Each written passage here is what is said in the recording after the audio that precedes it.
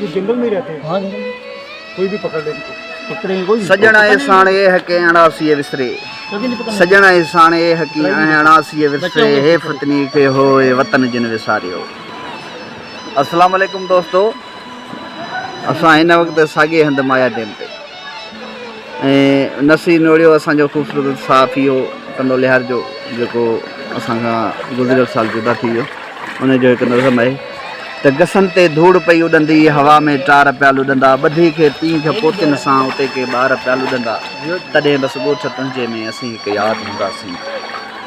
लॻड़ जीअं वाव में हूंदुसि हवा ई ज़ोर थी वेंदी, लॻड़ जीअं वाव में हूंदुसि हवा ई ज़ोर थी वेंदी, हयाती ॿार जे हथ मां छॾायल ॾोर थी वेंदी, तॾहिं बसि ॻोठ तुंहिंजे में असीं हिकु यादि हूंदासीं।